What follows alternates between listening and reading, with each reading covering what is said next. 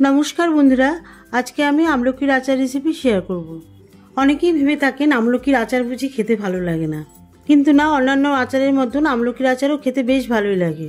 আসুন তাহলে খুব সহজ পদ্ধতিতে টক ঝাল মিষ্টি আমলকির আচার রেসিপি দেখে নিই। আমলকির আচারের জন্য আমলকিগুলো প্রথমে সেদ্ধ করে নেব। এর জন্য আমলকিগুলো ভালো করে ধুয়ে একটা কড়াইয়ে পরিমাণ মতন জল দিয়ে আমলকিগুলো দিয়ে দিচ্ছি। আমলকিগুলোকে একটু নাড়িয়ে জলের মধ্যে বেশ ভালো করে ডুবিয়ে দিচ্ছি, যাতে সবগুলো আমলকি ভালোভাবে সেদ্ধ হয়। এবারে ঢাকা দিয়ে দিচ্ছি সেদ্ধ হওয়ার জন্য। আর আমলকির পরিমাণটা বলে দিচ্ছি। আমলকি এখানে 500 গ্রাম মতন আছে। প্রায় 10 মিনিট পর ঢাকনাটা তুলে নিচ্ছি। আমলকিটা দেখুন বেশ ভালো মতো ফুটে এসেছে। এবারে একটা কাঁটা চামচ দিয়ে দেখে নিচ্ছি আমলকিগুলো সিদ্ধ হয়েছে কিনা। কাঁটা চামচটা দেখুন আমলকির মধ্যে বেশ ভালোভাবে ঢুকে যাচ্ছে, মানে আমলকি পুরোপুরি সেদ্ধ হয়ে গেছে। এবারে গ্যাস অফ করে দিচ্ছি। এই সেদ্ধ করা আমলকিগুলোকে একটা বাটিতে রেখে দেবো ঠান্ডা হওয়ার জন্য। ঠান্ডা হয়ে গেলে বীজ থেকে আমলকিগুলো ছাড়িয়ে নেব। আমলকিগুলো ঠান্ডা হতে থাকুক, এর মাঝখানে কিছু শুকনো মশলা তৈরি করে নেব।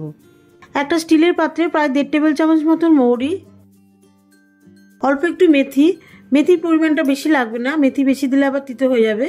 মেথি খুব সুন্দর একটা ফ্লেভার আছে, যেটা আচারে দিলে খুব ভালো লাগে।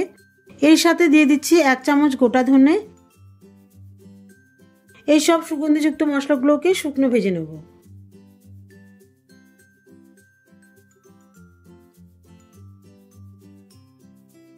মশলাগুলো যখন পুটপুট করে ফুটে উঠবে আর ভাজা মশলা থেকে যখন খুব সুন্দর গন্ধ বেরোবে, গ্যাসটা তখন অফ করে দিতে হবে।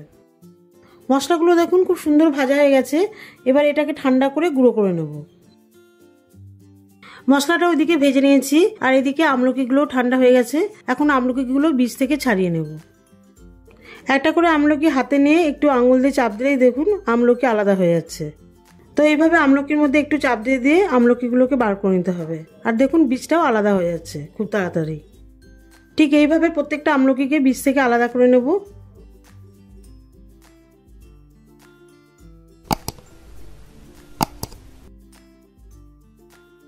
এবারে এই আমলকিগুলোকে আচার বানাবো।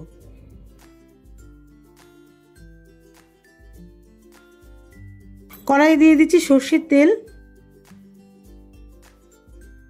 গরম তেলে দিয়ে দিচ্ছি 1 চামচ মতন 5 ফোড়ন আর 2টো শুকনো লঙ্কা। 5 ফোড়ন আর শুকনো লঙ্কা ভেজে নেব। আমি 5 ফোড়ন দিয়ে দিচ্ছি। যদি ঘরে কোনো কারণে 5 ফোড়ন না থাকে, তাহলে এর মধ্যে মৌরি আর মেথি আর ধনে ফোড়ন দিলেই হবে। ফোড়নটা বেশ ভালো করে ভেজে নিয়ে এর মধ্যে সিদ্ধ করা আমলকি দিয়ে দেবো।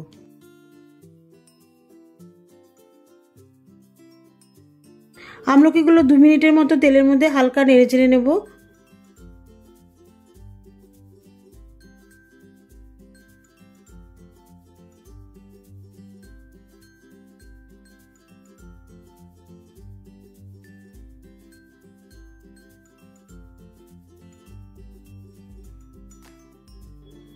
এরপর এর মধ্যে সামান্য একটু হলুদ আর লবণ দিয়ে দেবো। লবণ আর হলুদ দিয়ে দেওয়ার পরে আবারও 2-3 মিনিটের মতো নাড়িয়ে নেব।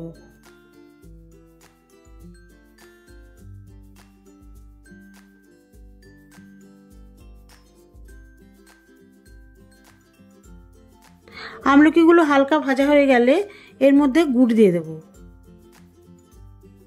500 গ্রাম আমলকির পরিমাণ অনুযায়ী আমি 150 গ্রাম গুড় দিয়ে দিচ্ছি। গুড় দেওয়ার পরে আমলকিটা অনবরত নাড়তে থাকবো। 1 ফোঁটাও এর মধ্যে জল মেশাবো না। গুড়টা গলে গেলে গুড়ের মধ্যে থেকে জল বেরোবে। অনবরত গুড়টা নাড়তে নাড়তে দেখুন গুড় থেকে জল বেরিয়েছে।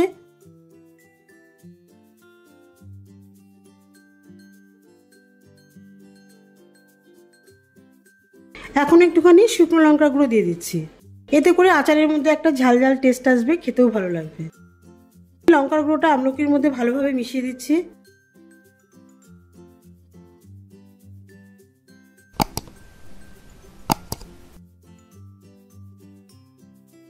এখন এর মধ্যে ভাজা গুঁড়ো মশলা দিয়ে দেব। ভাজা গুঁড়ো মশলা দিয়ে দেওয়ার পরে অনবরত আবারও নাড়তে হবে, যতক্ষণ না গুড়টা ঘন ও আঠা হয়ে আসে।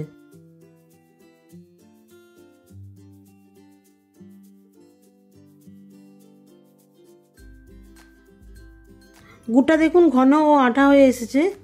এর থেকে বেশি আঠা আঠা করবো না, এটা যখন ঠান্ডা হয়ে যাবে পুরোপুরি আঠা আঠা হয়ে যাবে। এখন এর মধ্যে 1.5 টেবিল চামচ মতন লেবুর রস মিশিয়ে দেবো। লেবুর রস দিলে টকটক একটা হালকা গন্ধ বেরোবে, খেতেও বেশ ভালো লাগবে, আর আচারটাও নষ্ট হবে না, দীর্ঘদিন রেখে খেতে পারবেন।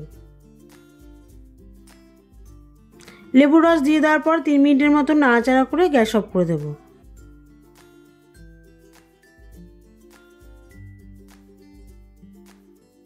এবারে একটা বড় বোলে আমি পরিবেশন করে দেখাচ্ছি আমলকির আচারটা কেমন হলো। দেখতে তো খুব সুন্দর হয়েছে, খেতেও আশা করি ভালো লাগবে। ঠিক এইভাবে বাড়িতেও আপনারা আমলকির আচার তৈরি করে খান।